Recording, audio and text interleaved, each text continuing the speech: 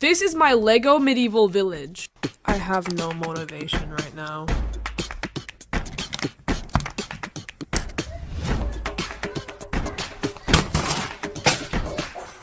I have 5 days left to finish this. And today, I'm gonna show you how I built it. Once I started building this thing, I knew nothing about medieval architecture, so I had to do a lot of research on it. After doing a ton of research, I started planning out the foundation of the village. So these are actually the reference photos that I used. These things were actually super helpful, and they're pretty much what I based my entire design off of. I started out using 9 massive base plates, and I put them in a 3x3 grid. While I was setting up for this layout, I started realizing how big this thing actually was. Look how big this thing is. 9 48x48 base plates is a lot. That is a lot of space to have to cover. So I had to change things up a bit. I decided to reduce the size of the layout by 33% so that I was left with only 6 base plates instead of 9. I wanted this layout to be separated into 5 different parts: the wall, the castle, the dirt road, the houses, and the river. The wall was the first thing that I actually finished building, and I think that building a wall was super important because small districts like this always needed some sort of protection. This means that these walls need to be thick and sturdy. So I got out literally every single brick that I own and started building. At some point, I did decide to get rid of the left portion of the wall because it was kind of blocking the sunlight and made the build look way too dark. One of the first things that I knew I had to build at the beginning of this project was definitely a castle. Whenever you think medieval, the first thing that comes to mind is a castle. A castle will also add height and depth to this build and make it seem less flat. This is the reference photo that I used. This was literally the only picture I could find of this specific castle.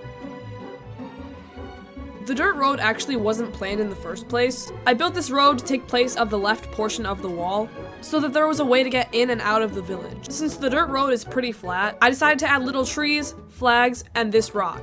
It's a rock! Surprisingly, this thing actually took a long time to build, and yet it was worth it because I think this turned out way nicer than I thought it would.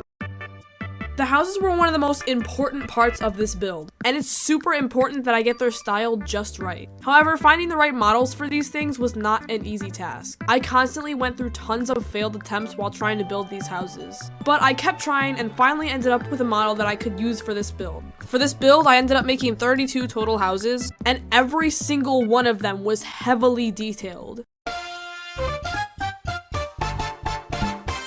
I wanted this river to look exactly like the one in my reference photo. It looked a bit more like it was man-made, and it actually fit in with the rest of the district, which was perfect for this type of build. I ended up going through a lot of trial and error with this thing.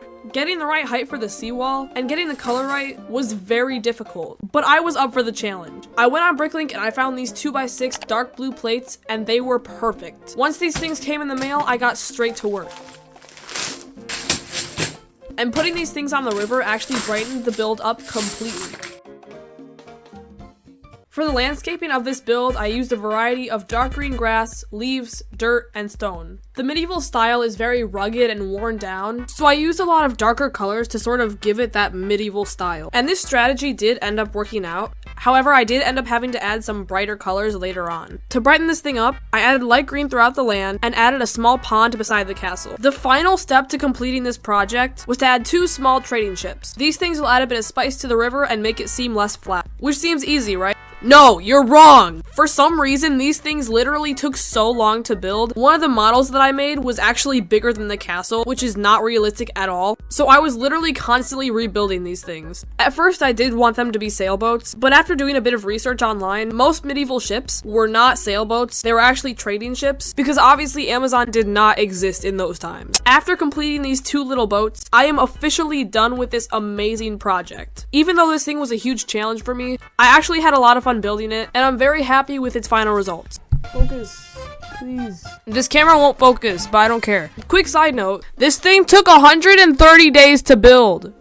Let me explain why it took that long. For like 2 to 3 weeks in October, I was literally so sick. It was not good. Like, it was very sick. It was a very bad respiratory virus. I also made this little spider friend while I was sitting upstairs watching TV for hours.